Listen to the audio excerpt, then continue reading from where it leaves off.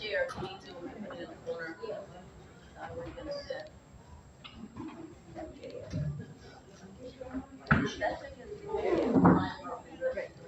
You're good, you're clear.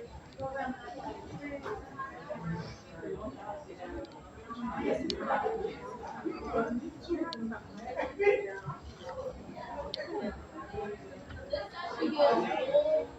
It's coming up again, so you don't catch it up to that when you come back. I think we have enough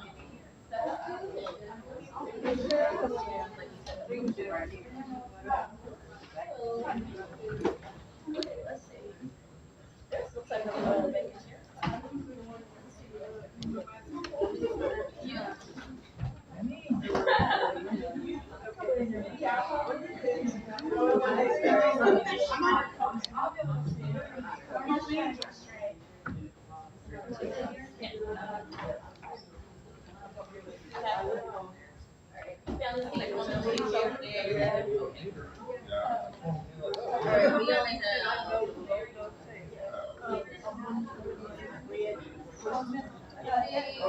Two more seats, three maybe? Well,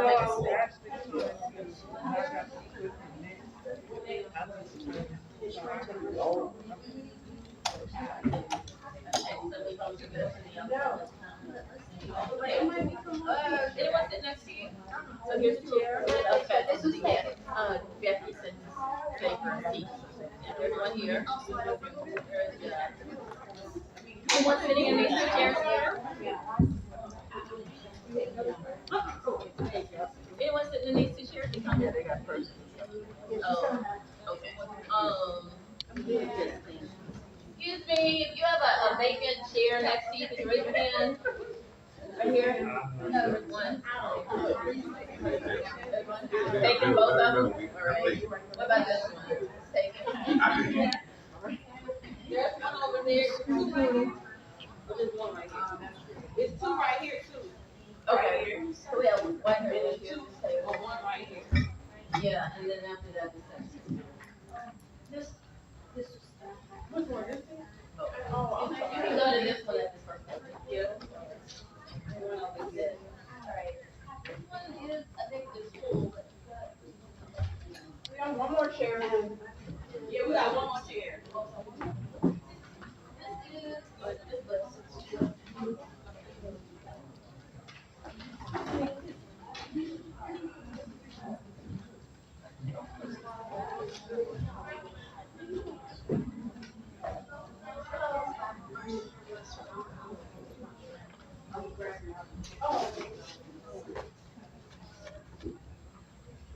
good afternoon, everybody. Sessions don't typically start till 1:30. So if you want to get some water, your seat is secure. You're going to the restroom real quick. That's fine. Just a little overview of what we're going to do. I know a lot of y'all have a lot of questions. Olivia is going to go over contracts very quick. Then I will go into budget because budget and contracts kind of go hand in hand. She's going to go first. If you have any council-specific questions after the second breakout session at 4 o'clock, myself, as well as the auditor, will be in this room to do a little one-on-one assistance if you have any council-specific questions. So, we have about 15 minutes before we get started. So, just relax a little bit and we'll get started. Ms. Laura is going to pass around index cards. If I cover anything that you have a question about, that maybe I may go research a little bit more because the things are changing and stuff, you can write those questions on the index card, and then we will go back to the agency and then answer your question via email, phone call. So those are what those index cards will be for.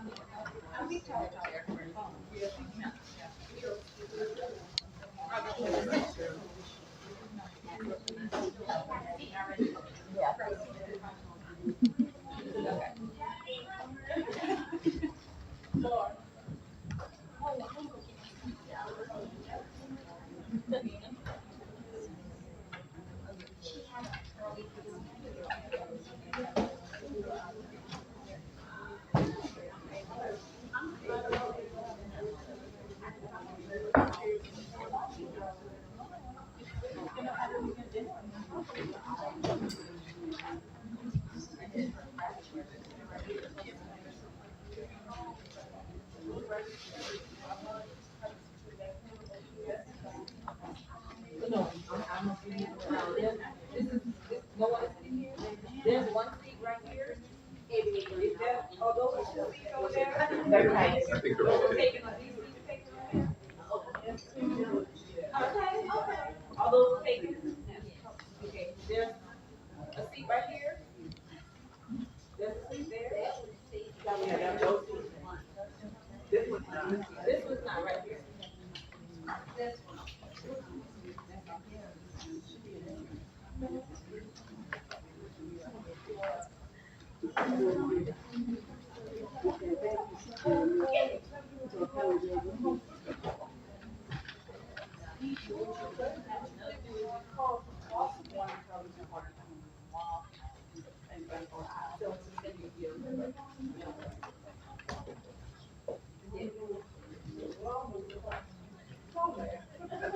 I'm not like, if we laugh, yes.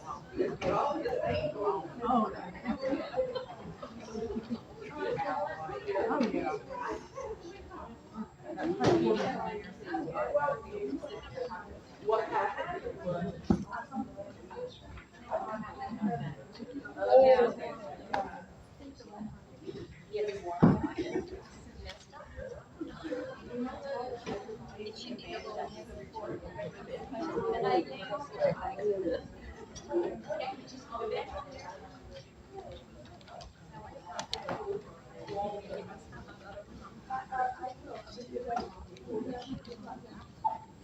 It's recording already.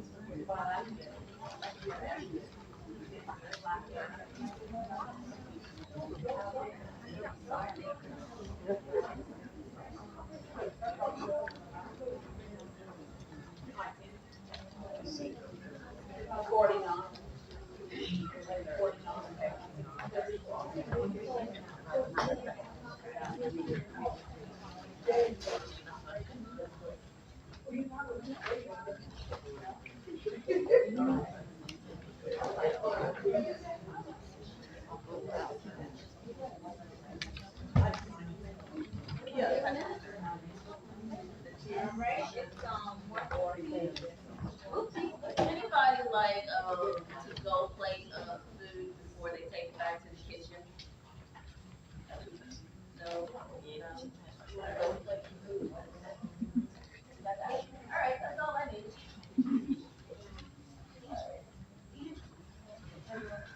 Good afternoon, everybody. We got six. Good afternoon, everybody. Good afternoon. I just want to, as we're getting ready to begin our session, I just want to say again, say thank you to each one of you who work at the Council on Aging, whatever you do, whether it's with the seniors face to face in the finance office, if you just pick up a piece of paper off the floor, whatever you do for the Council on Aging. I just want to say thank you for what you do because you help us to be able to take care of our seniors.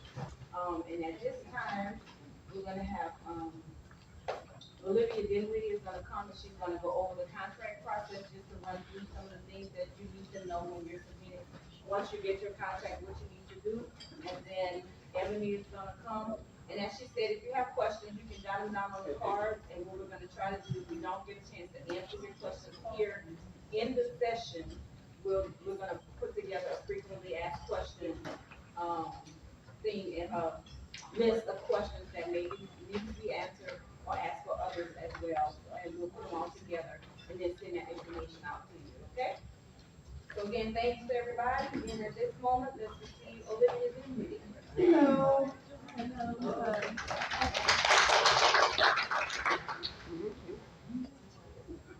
Okay, can everybody hear me? Everybody see me? No. Okay. My name is Olivia Dinwiddie. I'm about to knock down the projector. I do your contracts. At this point, as some of you all have either talked to me on the phone or you have received an email from me. So we're gonna go over the contract process as a whole. We have a lot of new directors this year. we have a lot of seasoned directors, and you guys just send your stuff in, it's no problem. So today we're just gonna pinpoint a few things that we need to be reminded of, a few changes, with one particular contract that we have. So we'll go ahead and get started. And like I said, we'll go ahead and get started.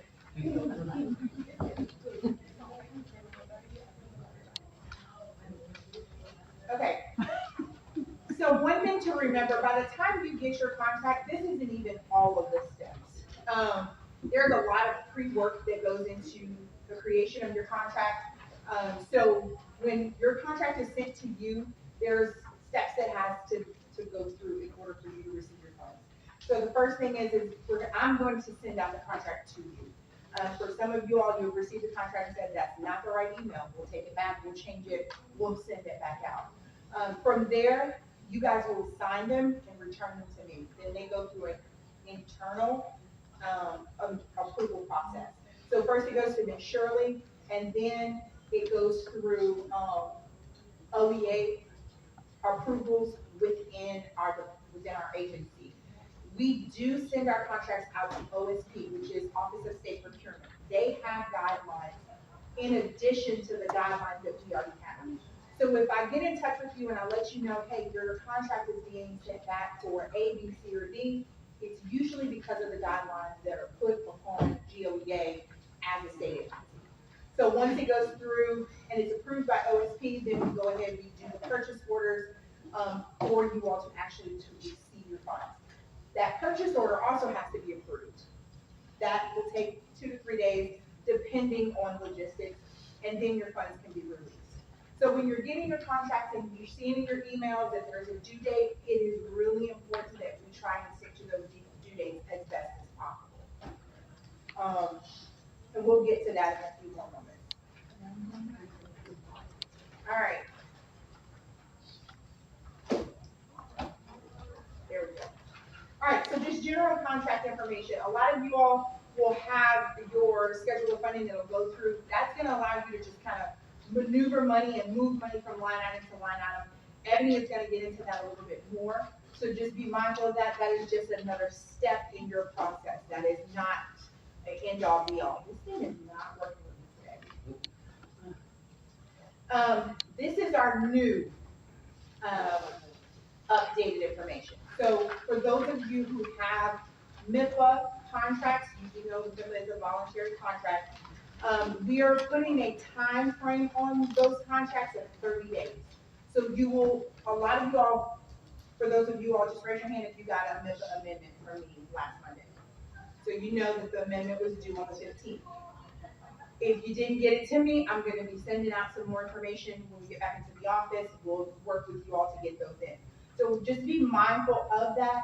Also, I do wanna make sure that you understand when you get your allocation of service units, that'll list all of the information. You'll get that from Sherry. She is your program monitor. And if for any reason after the 30 days is up or we're nearing the 30 days and you get an email from Sherry, you're overdue. She's trying to get that information from you guys signed so that we can go ahead and get those contracts rolling. Okay. I don't know why it's like it decides where it wants to go. Board resolutions.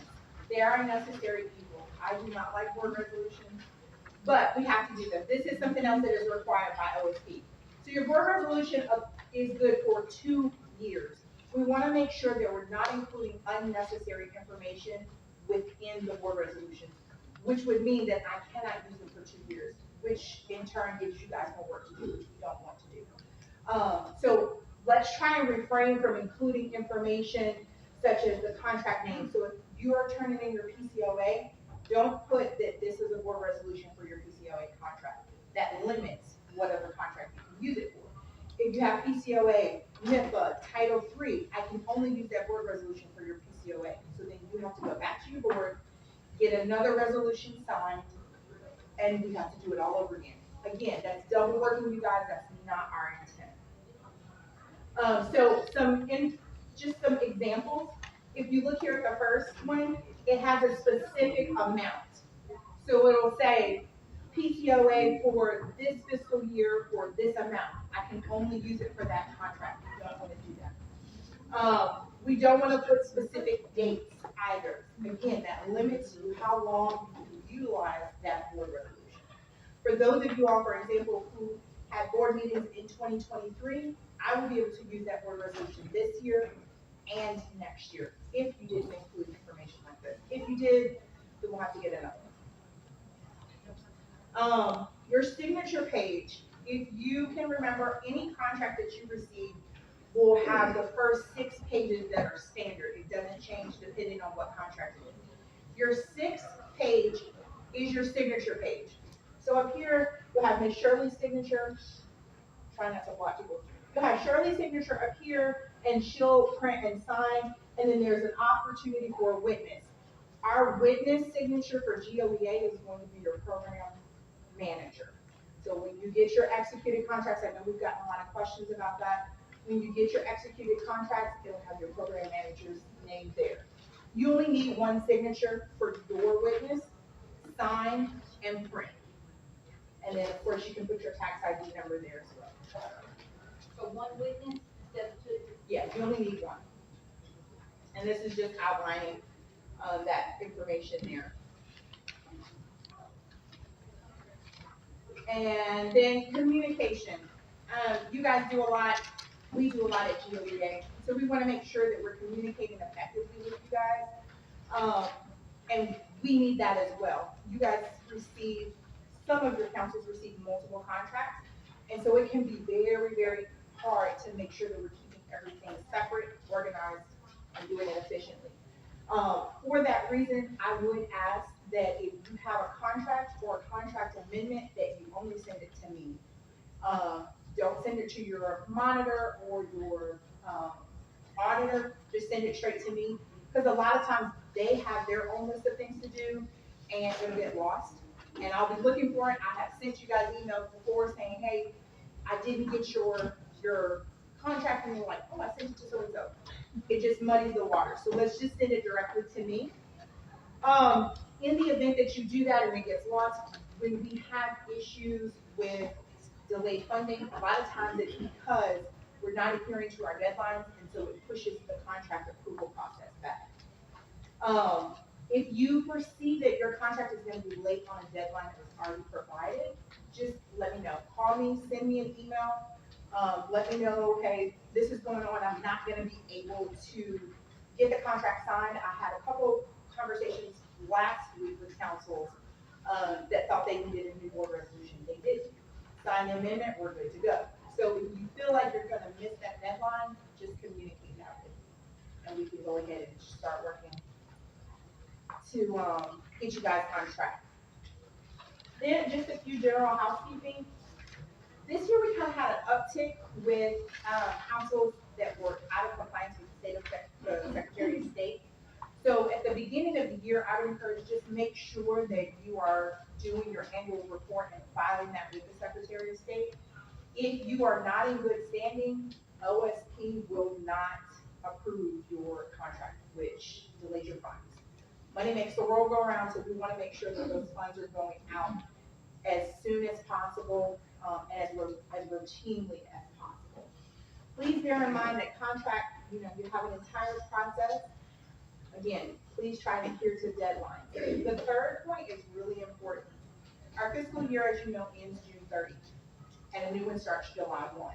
If you were to send your contract in on June 30, I can't enter it, I can't try and get it to be reviewed or anything of that nature. We are absolutely shut out of our state system for about a week.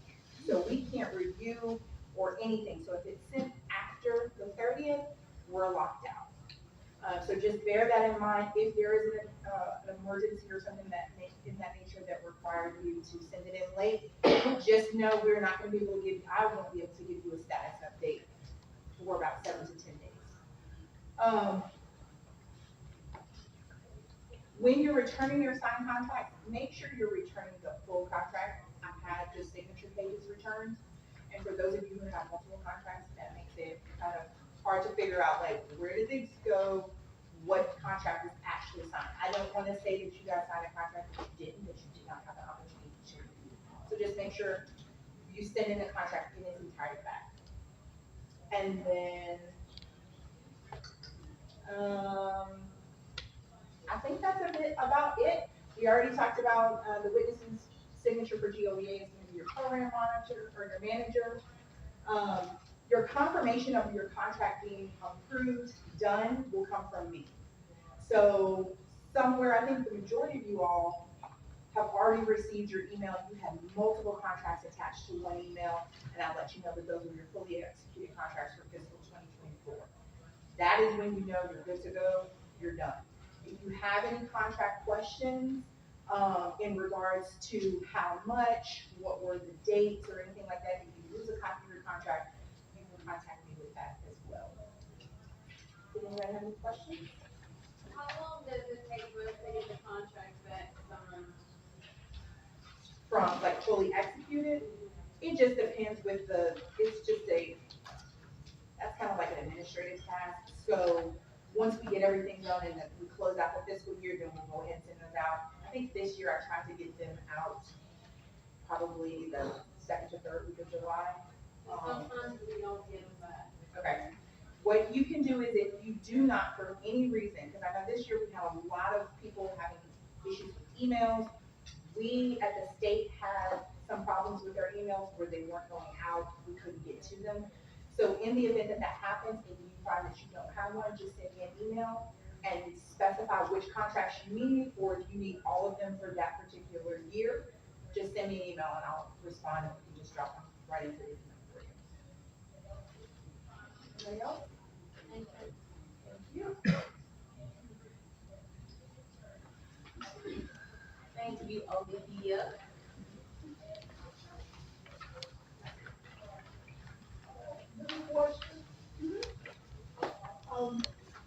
You said when you feel like it's like agency contract, it's in between the 30th and the 10th. Is there a date before that that's seem like a more acceptable date to send it so that you don't run into that? Yes, so when you get your contract, I will put a due date in that email. I send all contracts via email, and I usually will let you know, like, hey, this contract is due by this day. You'll also, if you are 2-3 weeks away from a due date, or past the due date, I will reach out and send an email saying, hey, I haven't received your email or your contract.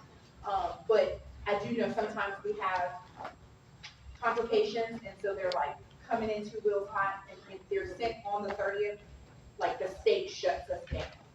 So I will retain a copy of your contract and send it out as soon as we can get back into the system. No problem. All mine clear contract. Right, we're gonna move on to budget again. I am. Oh, did everyone sign the sign-in sheet? Oh, no. While that's being passed around, I am Ebony Green. I am the audit supervisor for the Governor's Office of Government Affairs. Just in case you missed the staff, there's Program Auditor Crystal Bob, Program Auditor Robin Peru, and Program Auditor Denise White. Denise is new, and she has, blended in right on with very well. I'm not gonna use this little thing, because, it ain't letting me break, so.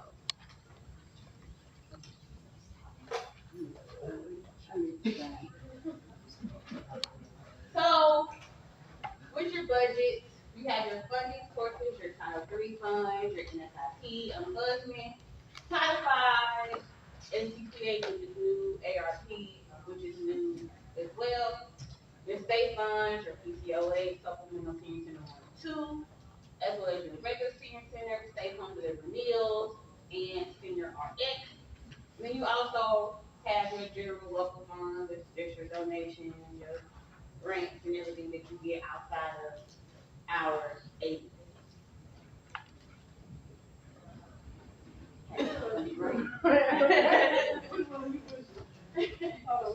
In the inner. Oh, I'm on the chair. All right.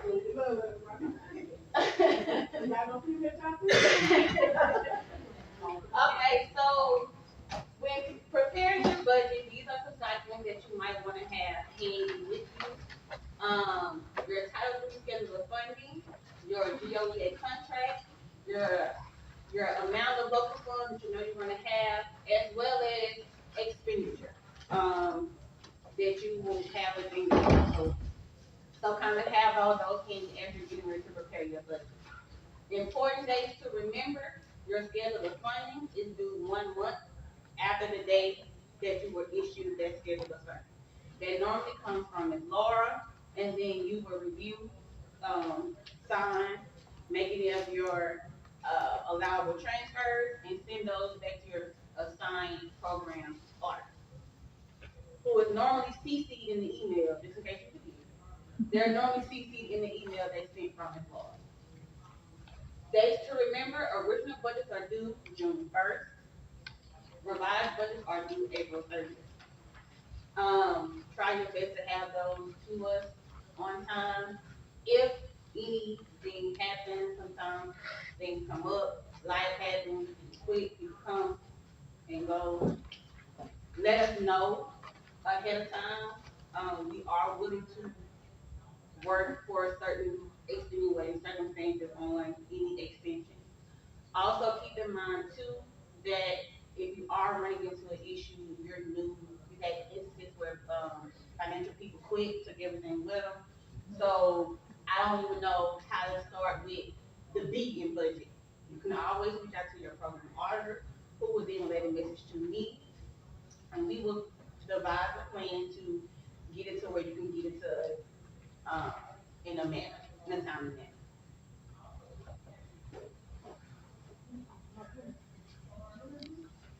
So with your schedule of funding, we are off the COVID protocol where you was able to move your money anywhere and everywhere how you felt like you was able to do it. We are back on the regular, meaning that you can only transfer up to 30% of the funds between Title 3B and Title 3C. That's 30% between Title 3B and Title 3C. And then 40%, you can transfer 40% up to 40% of funds between Title 3C1 and 3C2. You cannot move anything between D, between E, none of that.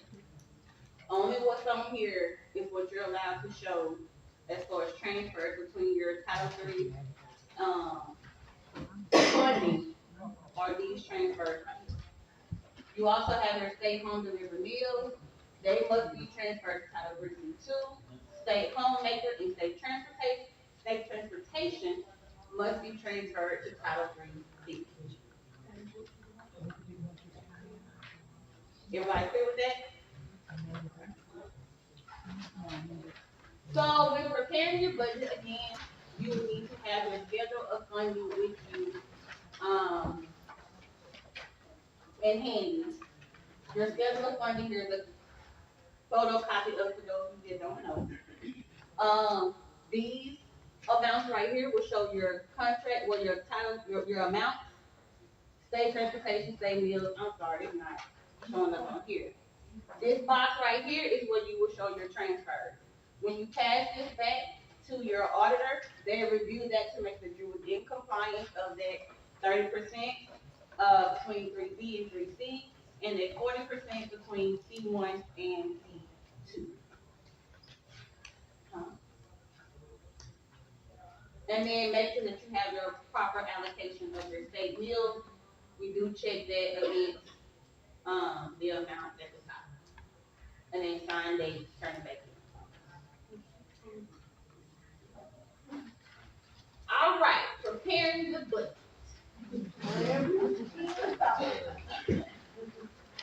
So, operating transfers. Let's talk about what we can do with this stuff first. PCOA is discretionary. PCOA can be used for a lot of things. You know, when you're thinking about how you want to allocate the PCOA funds, think about things outside of your service. You know, if you needed to go into your C2 or your C1 pool, if you like, hey, I want to paint some walls, no, you can't use your C1 funds for that. You can use PCOA for that. So keep that in mind. Senior center, again, we are no longer with that COVID. You was able to put senior center wherever you want, wherever you saw fit. Senior center fund can only be used in a congregate setting. So that's C1. It cannot be used in C2. It can be used in 3B with transportation involved into the senior center. Uh, yes. Huh? And how to bring C1 on. Yeah, and C1. C1 is the congregate meal, but no C2. Because that's, And not telephone either. no. You would be able to use your PCOA if you needed to supplement knowledge there.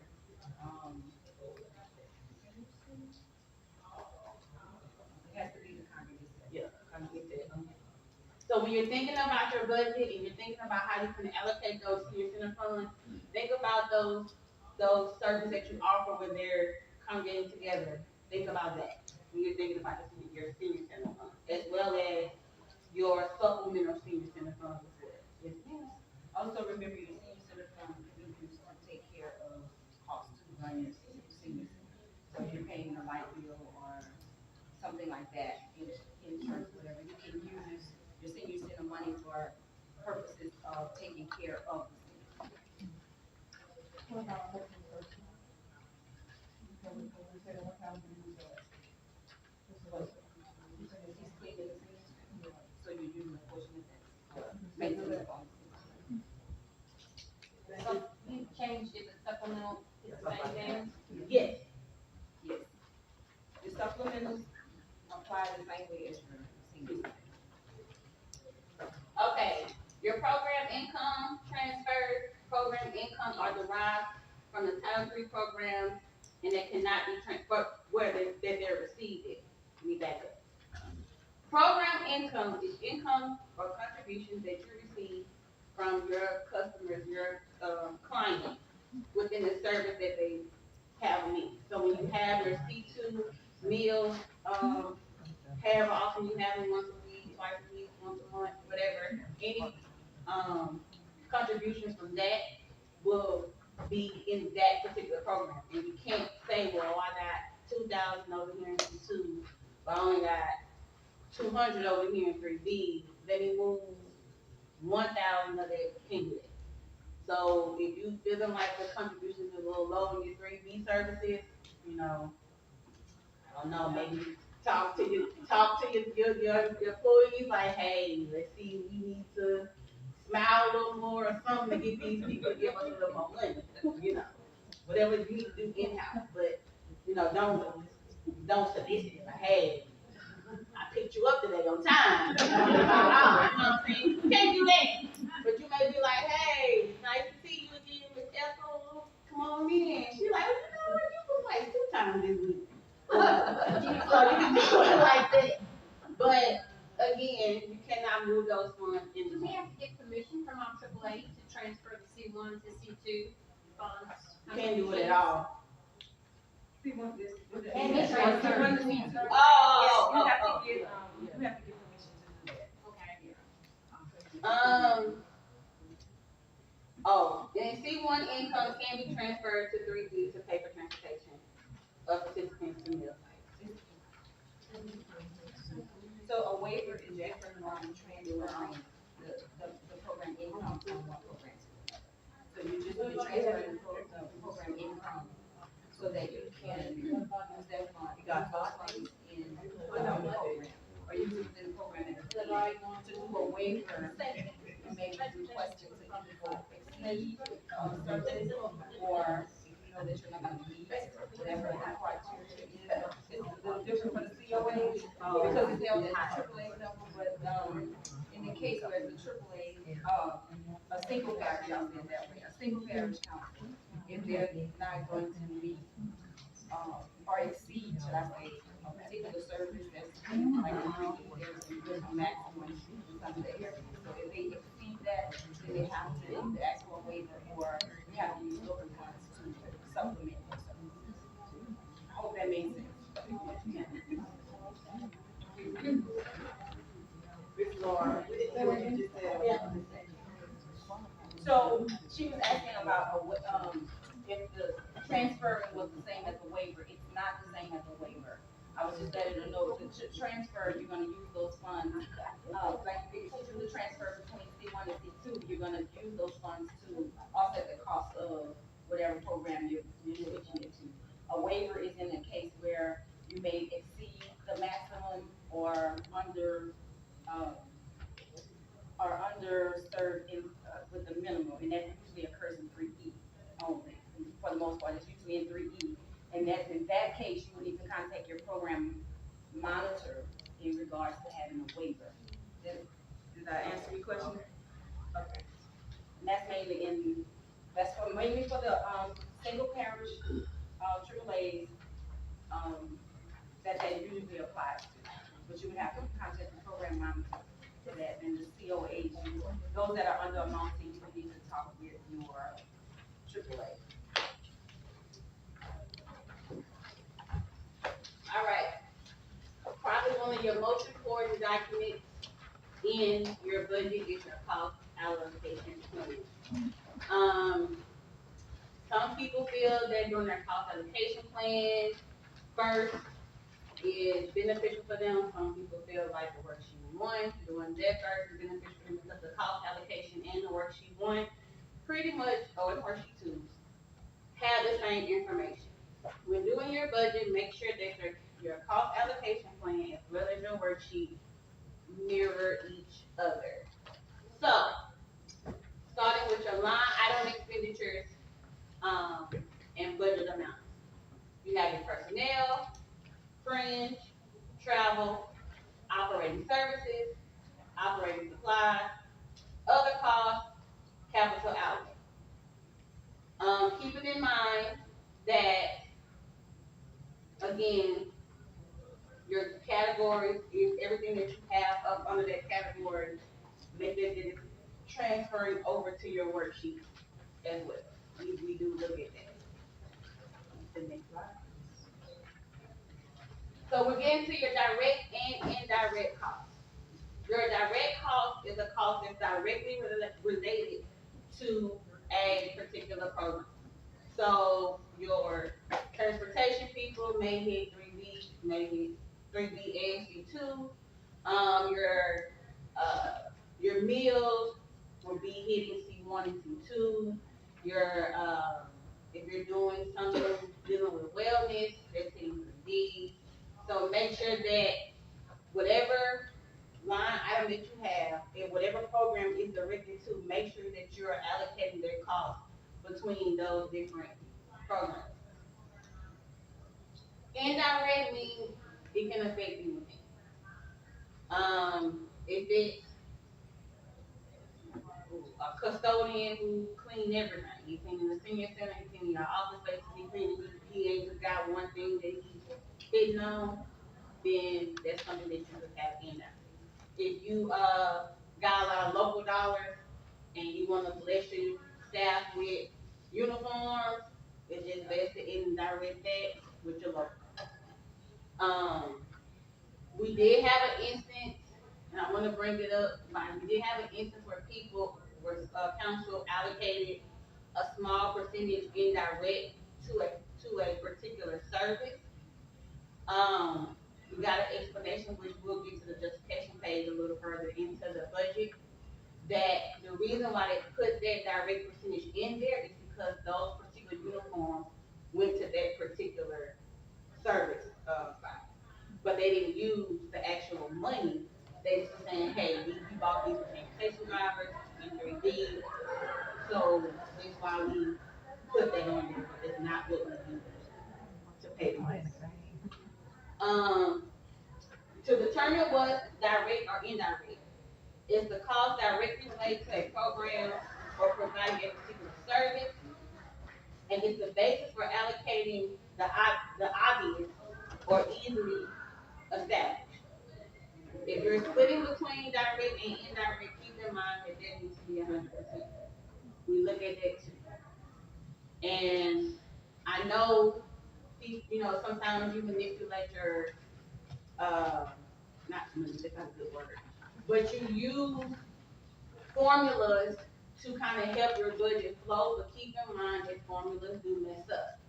So you may think that you have your direct and indirect at 100%, it gets to us, y'all at 110. I don't know how it happens, but it gets to us, y'all at 110. So keep in mind with, maybe a second set of eyes or whatever, making sure that those equal 100%. Direct to program. So when you are directly allocating a cost to a specific item, then you then have to show us where those direct costs are going. Like I said, if you do transportation drivers, most of the time they are 100% direct, but they may be 25% 3B and 75% 75% C2. Again, it's tailored to you all. There's no one end all be all on how y'all transportation drivers work. But when you're thinking about that, thinking about make sure that you're showing us, hey, this particular person is where they're going to consider people, direct, making sure that you're hitting the right program with that. And as well, making sure that once you break out those direct allocations, that it equals 100%. Again, we do look at that, and again, we do question. So again, if you're using preset formulas, make sure that your formulas are tallying the proper percentages. Even giving a little leeway with decimals. Some people stop at 2, some people go all the way like 3.14, whatever. Keep going. Direct to service. So must show percentage allocated to all services within the program. So if there's a driver, if you just put drivers on that under personnel, they're 100% direct. Then you go 25% 3B. I'm sorry. 25% 3B, 75% C2. Direct to service, you will show 25% transportation 3B and 75%. That is messing me up right now. 75% C2 meal driver. So that will go there. Again, you have to go a little bit more into the detail. I'm using something that I know off the top of my head with transportation. Basis used to allocate. So we love using that, calculated hours or the general thing that most people say. Whatever. Basis used to allocate. Please start putting in there your process of how you determine how you allocated those costs to each particular item.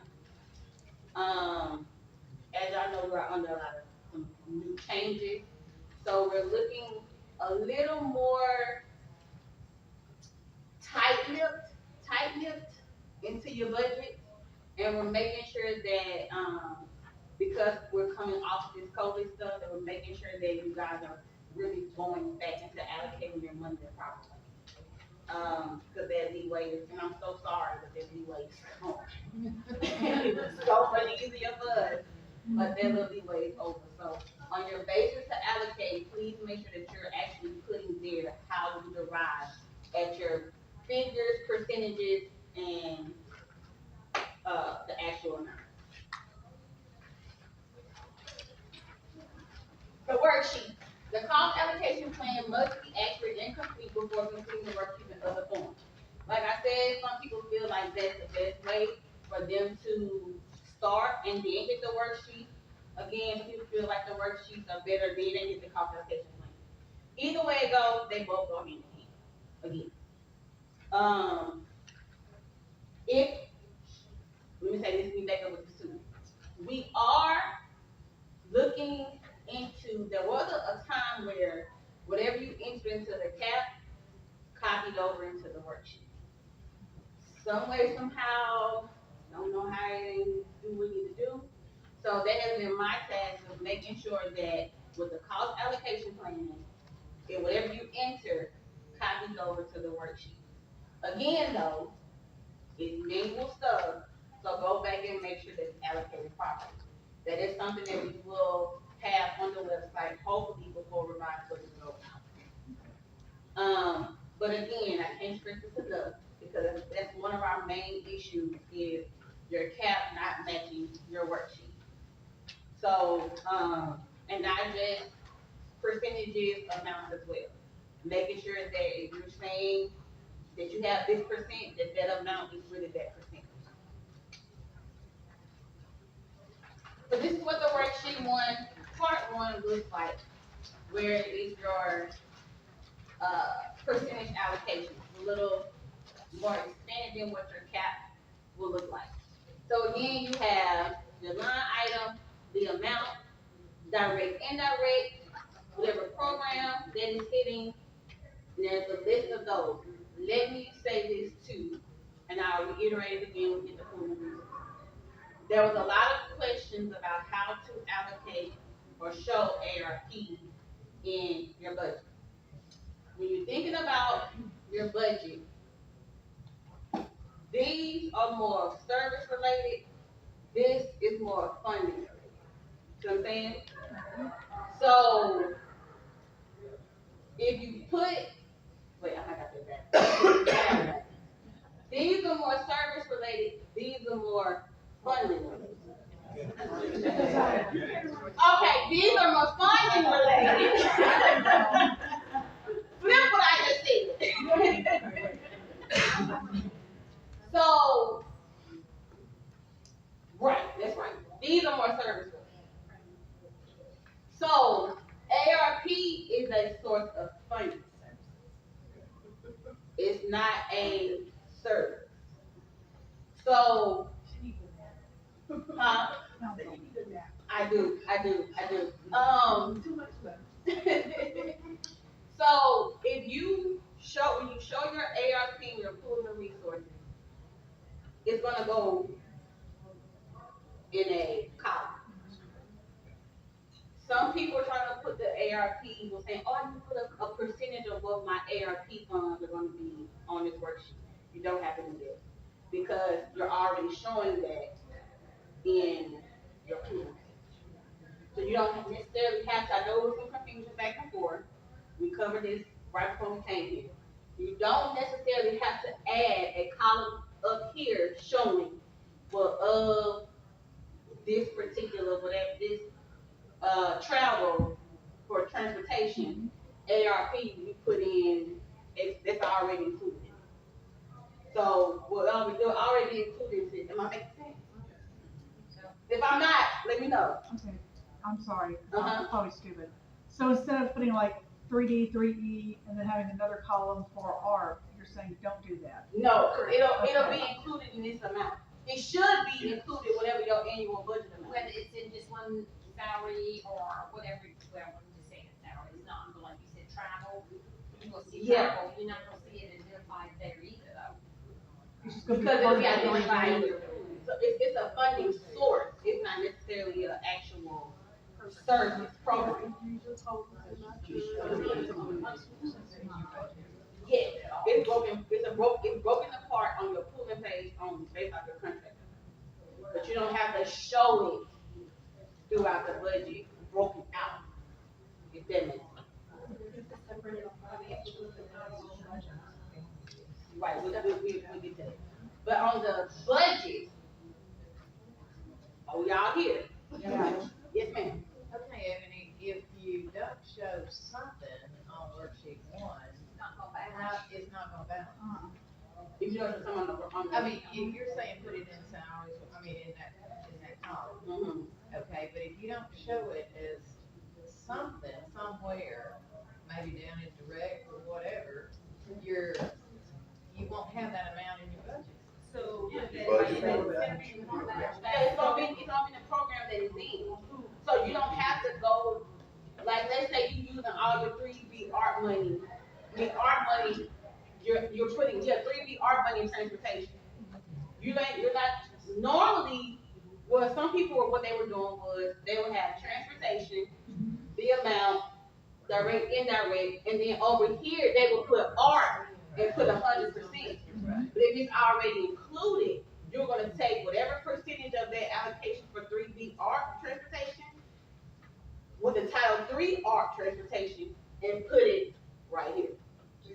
So On the you're 3B. just saying, put all your expenses of their under salary or whatever, and then allocate it all Right. the Hulu. Including everything. Okay, I think I see what you're saying. You sure? Yeah, I think I am, because, okay, if you put that in salaries, but you're still having to allocate it, actually, where you're gonna put it before you do it. See what I'm saying? Okay, what I'm saying is, okay, now, let me think about this just a minute. All the funding is on, all the funding is in the Yeah. 3B. Right, On the pooling page, you're gonna separate out. right, right, but you've got to figure out how much you're gonna have in salaries, how much you're gonna have in all these other expenses, the way you're talking. Not on the pooling. Not on the food, She's talking about Right. It doesn't matter, 'cause it's all 3B transportation. So if it falls under 3B on your ARP, and it falls under 3B under your, like, if, 3B on your transportation. In Title III. In Title III, you're gonna put it together, so it's gonna allocate itself. You're not gonna separate it out, it's gonna be all together on one sheet. Essentially, On your title, Yeah. on your road columns, on your road titles, are the only things that should be your column titles across the worksheet. Pulling page, road column names Right. are the only things you should have in the column name on your worksheets. Right. Think about it as funding versus services. ARP is not a service. ARP is extra funding to get, for you to provide extra services. So when I'm saying that you don't have to add a column for ARP percentages, is because once you show us on the pooling, hey, for ARP, we are contracted with this, those totals, it should still tie back to where she won. And your percentages are still gonna tie back to your pooling page, your percentages as well. Okay, I got Because you're kind of, for your financial report, you separate it, because we have to report it separately. Isn't that the way PCOA is? Because PCOA is not a service, it goes into one of these categories. That's correct. Transportation, meals. It does, PCO should not be on your column. Because it's over No. there. it is. But, okay, let me, I knew I was gonna do this. So, when you're thinking about PCOA, senior center, those things, yes, you are allocating those direct and indirect, whatever. However, with ARP, because it's an extension, is why you don't necessarily have to show a whole nother set of Title III ARP, B, C, D. You can all group them together. Still not ringing? You're still keeping track of whether it's ARP or if it's Right. regular Title III on your, Right. in your supplemental. I use my PCOA to supplement, say, Conquer Meals or Homemaker, and I stick it in 3B. Yeah. Why would it have a column over there when I'm putting it into 3B? I'll make a salary. So when you do yours, when you show us on your pooling of resources, you're telling us where you're putting your PCOA dollars. It's going into your 3B. So you won't have to put it, you don't have to put it in there. Okay. You don't have to put it on there because you're telling us where you're putting your, where you're putting your PCOA dollars. So if you don't have a PCOA column title, then on that financial that says, PCOA discretionary, expenses, you wouldn't have anything in there. Right. But because you have the discretionary expenses on your financial, that, anything that you have into that, road on your financial would be what would be, you're allocating on your worksheet. Does that make sense? Even more money. The good news is we ain't gonna have ARP headache no more next year. On that note, just make sure you listen in your ARP. Okay,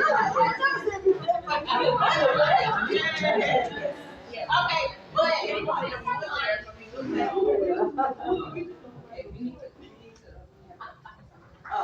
so if it's not clear, again, like I said, we will be here from 4 to 5. If you need to elaborate even more or help unmuddy your mind, we'll be here in this room from 4 to 5. And then I'll run it back again tomorrow. So you come back or see somebody else back in here, um, you're free to come back.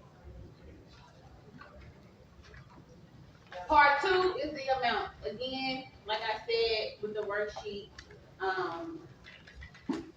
there are formulas there that should calculate these amounts based on these percentages that you put in on the worksheet 1, part 1. Again, there's a due diligence.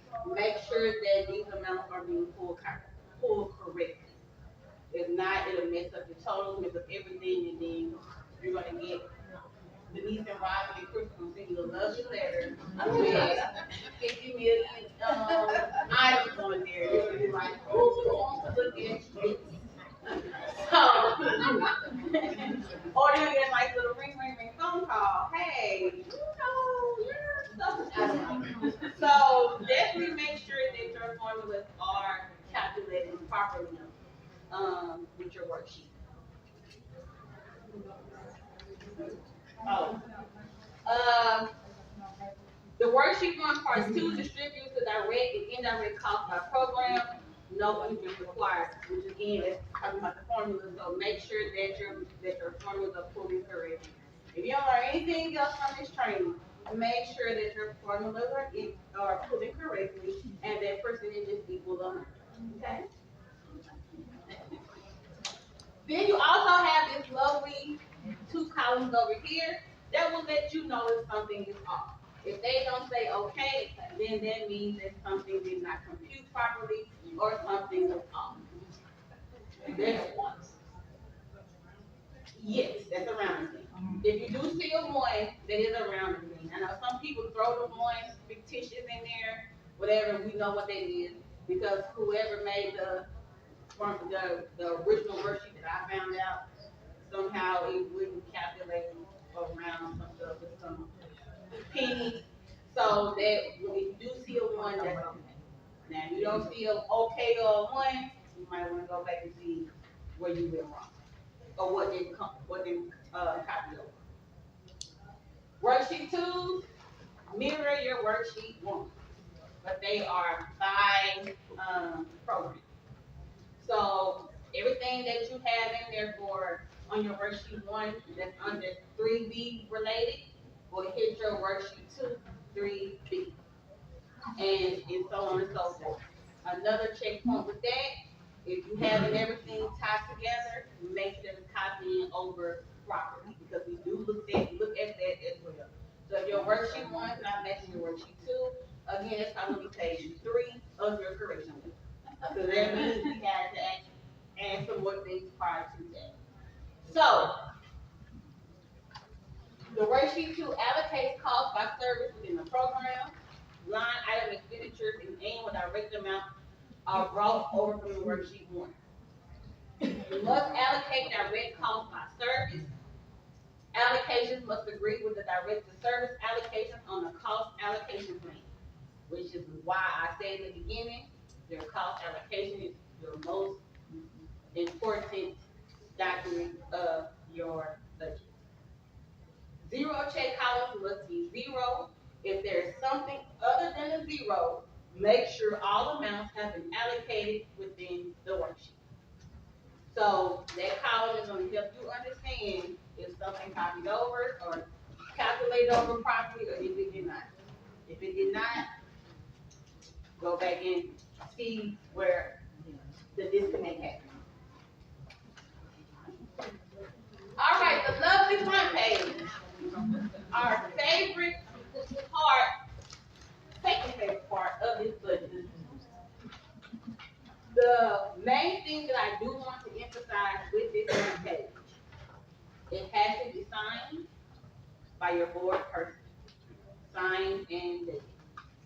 But this little lovely date right here, This right here, y'all. It has to match the day that your budget was approved. Well, we With- sign it if we authorize, right?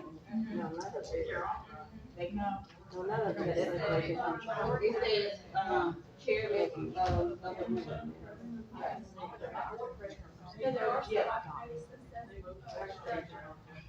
But down here, your board person signs it. This lovely date right here is the date that your board approved the budget, which is normally on the resolution.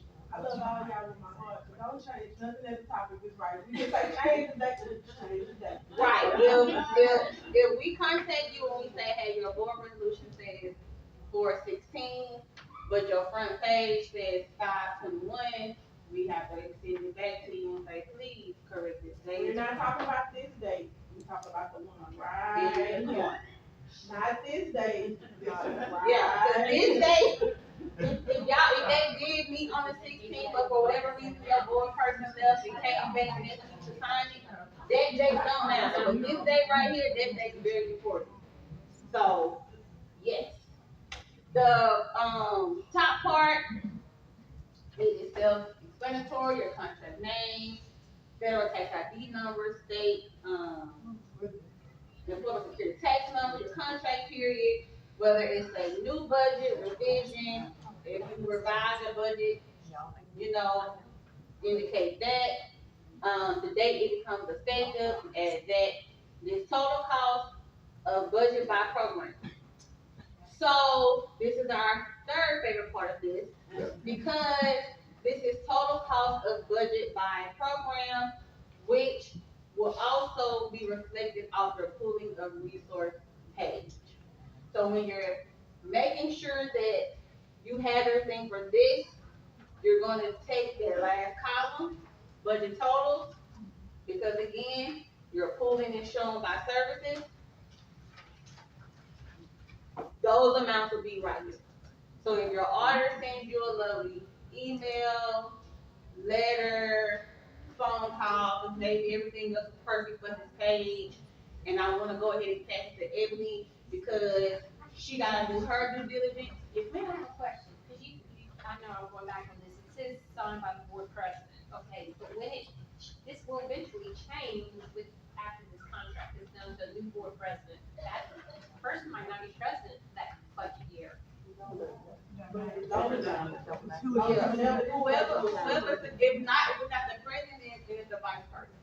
So if you don't have a president, you should have at least a vice president. Yeah, But if it changes, it doesn't matter. it doesn't matter. If it changes in the fiscal year, it doesn't matter. Whoever was in office at that time, Yeah. signed the So budget. even, By the time even if the board resolution says they authorize an executive director to sign the to sign the contract. contract. So. Contract is, but this No, that's the contract. I think it says contract, comma, budget. Yeah, contract So- slash budget is what. I would, Out. so when you submit your sign it? budget, when you submit your budget, submit that, The resolution. the resolution should say that and designate that. right, and then you go from there. But again, that contracting don't negate this date right here because they still have to meet to approve this budget. So even if you do have the appointed person to sign, they still have to meet to approve this, and whatever date they meet, we need that right there. So again, with this right here, that budget total page on your, pool and resource page, that's where these numbers come from. So if they emailing you saying, hey, if they say your front page don't match your pool and resources, that's what they're talking about. So when we do a revision, you want the revision, Yes, so they should be meeting to approve your original and your revised. Board resolution. Everybody should have one, again, they say the original or revised budget with the effective date of whatever held on, this is what we look at right here. Right here, it was held on September 19, 2023 That date on their front page, so that should be right here, September 19th, 2023. Sometimes that be the only hold up with getting your budget approved. So, yeah, don't put a formula in there line.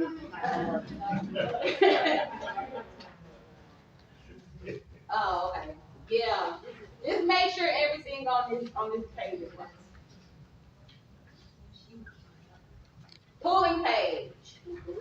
So again, this right here is what we tie to your front page. All right. So right here you have your programs, support services, hungry meals, home delivered, health, caregiver, ombudsman, senior center. We don't do audit no more, so just don't put like that's not there. Other non-totals.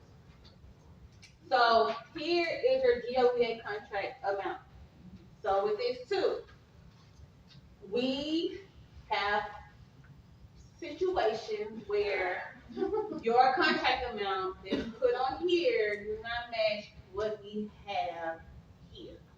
Now, if an an amended contract go out and you say, we got this, cool, we'll verify and we all good. If it's all the way off, so make sure that you are inputting your proper contract amount here. Program income, allocate that as you fit. NSIP, we compare that against contract. So you make it a lovely email from one of your auditors saying, hey, your NSIP amount on here don't match your contract. Please review and correct. Again, there was a situation where you said, hey, we got an amendment, which normally we would know, but in case we don't know, just shoot them the amended paper saying, hey, this person got additional whatever fund. If it ties back, you let it go. PCOA, again, it's discretionary. So if you are allocating funds in between any of these services, it'll show in this column right here. But this column down here should equal your total PCOA amount. If it's not, you're gonna be like, wait a minute, something's not right. You got some money here, or you owe us some money because you got extra PCOA money. Supplemental senior center. Some of y'all combine that with your regular senior center. Some of y'all separate it out. If we can, I don't care about that. So you include all of it in one. Just make sure that your totals match out. And if it don't, like I said, it'll be in your lovely 13-page letter. All this your local money, whatever. Transfers, we are going back and looking into those. Again, with COVID, y'all was able to move money all of it through here. But we make sure any transfers that you show in this column are allowable transfers. If it's not, it'll be part of your 4-page letter. I'm your auditor saying, hey, you have a transfer from 3E to 3B that is not allowed. Please review your budget and make those corrections. Your totals down here and your totals over here should equal.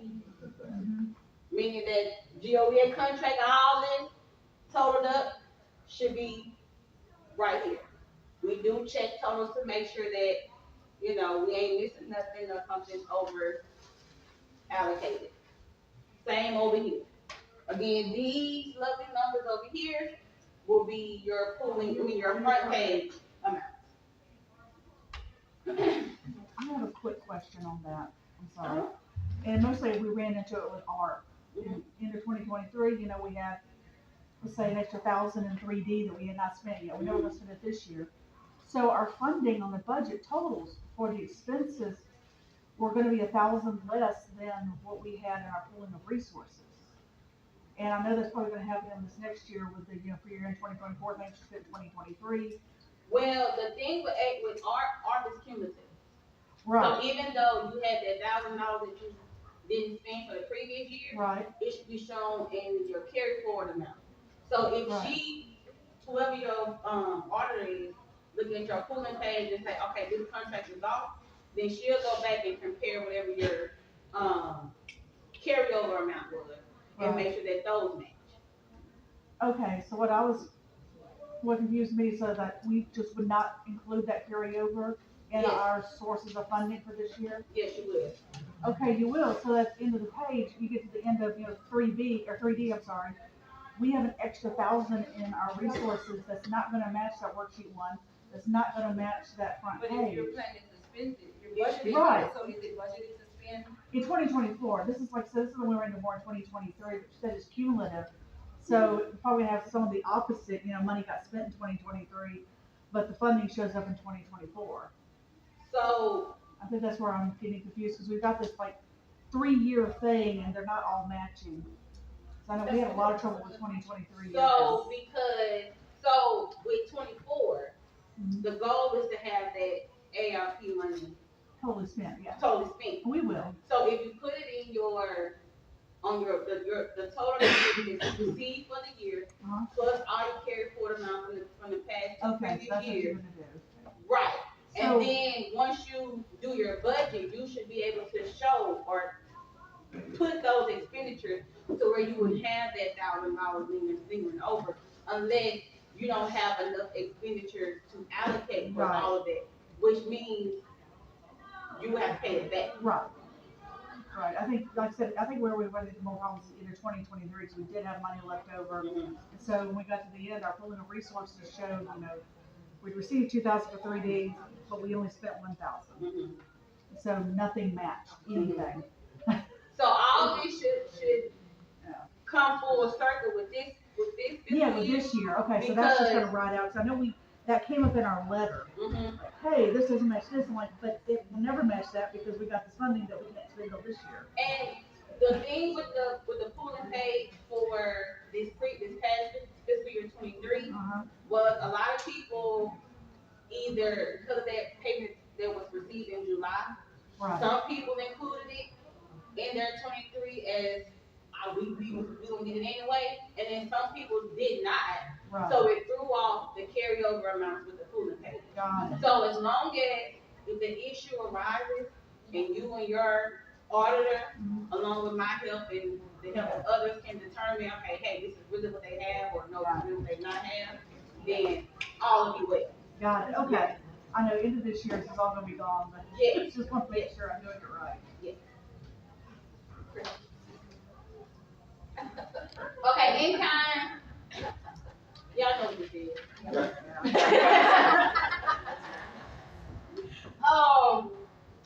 The main thing with this page is we compare this page to your exhibit 1. So anything that you throw on this page, you need to make sure that you include it in your exhibit 1 under the respective service. Yes, ma'am. Okay. You rolling. Capital outlay, this page is important as well.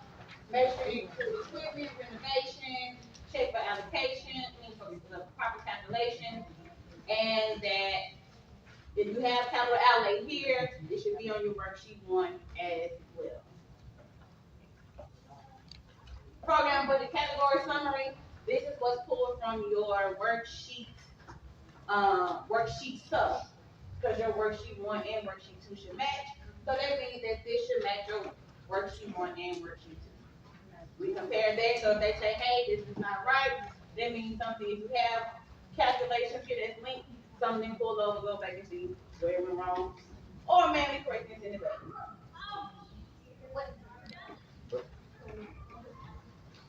I do all the services, like nutrition education, C1, nutrition education, C2. I don't need to go all the way across with all the different services. I can just put it all on the final deal. Yeah. Oh, Your budget is different. Okay. this is just AAA, huh? Yes. I should see it here, huh? On this page is very important. Anything that you put in capital outlay, any outstanding or there's something that's like, hey, it's a little different, or hey, like I said, with uniform. You technically can't use your Title III money for uniform, but you're like, hey, we got local money, but on my budget, it shows that I used the funds for that, but I really didn't. But I just showed that, hey, I bought uniforms for my transportation drivers in 3B and C2, or I wanted my cooks in the kitchen to look uniform, so we bought uniforms. And so it's direct to this program, but I use, local money to buy the uniforms. You would put all of that up in here. Any, renovations, that's just, like, hey, we decided to buy a whole other building, and we're gonna throw PCOA money in there, whatever, put that there. Okay? Right here, if you are having a service that you get a subcontractor for, indicate that here on this page with the X. Yeah. Exhibit 1, expenditures, these should go along with your worksheet 2. Because on your worksheet 2, there's a breakout per service of where the money went to where. So on your 3B, so we compare these against your worksheet 2, all 3B services, all C1, C2. Expenditures will be here, total, any local money, your cost, in-kind, we look at that too. And we compare that to your in-kind page. This is the second page of the exhibit 1. This is mostly 3E stuff. So again, we compare this against your Title 3E worksheet 2.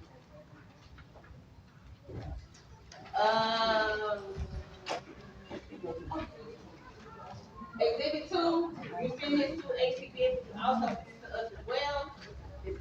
So make sure that this and the exhibit 1, they're all, y'all see now all these pages tie in together. Oh, yeah. But the checklist, the main thing with this is we compare these, your priority service amounts against your schedule of funding. So make sure before transfers. So make sure that these amounts match your schedule of funding and your percentages, and you're following within your priority service requirements. So that's the main thing with it all in your approval date of your budget. Huh? Yeah, except for legal. Legal's off there. So again, these are your priority services, access, in-home, those are mainly 3B services. 3E, respite services and supplemental services, material aid, personal care, civil service, chores, home repair, modification. When you turn in your budget to us, this is what we check to make sure that we have. So we use it as a checklist to make sure that you send everything to us. When the auditor do their preliminary review, they will send you an email and say, hey, you don't have this paid. So this, use this as a checklist of what you need to make sure you send to us regarding your budget. And if you have any questions,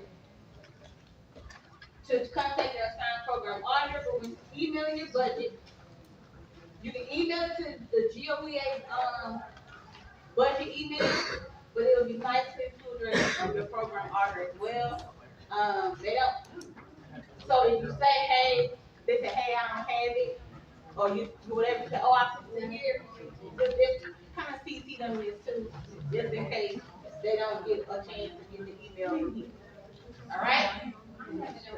Any other questions? Excuse me, everyone.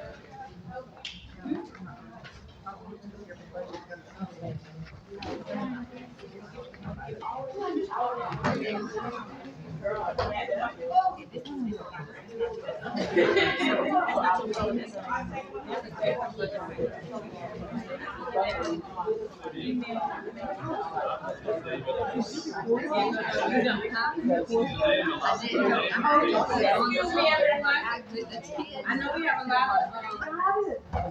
lot of COAs that's in here. This is not the budget package that you submit to us. So we will have those budgets, we will send those to you. But I hope this will go for you and carry your budget. So yours is not as detailed, because you all answer to the AAA, but we'll get those, worksheets to you guys, all right? The next trade here, is that just, for AAA also? So it'll cover what you all have. The PCOA, I mean, y'all do the title.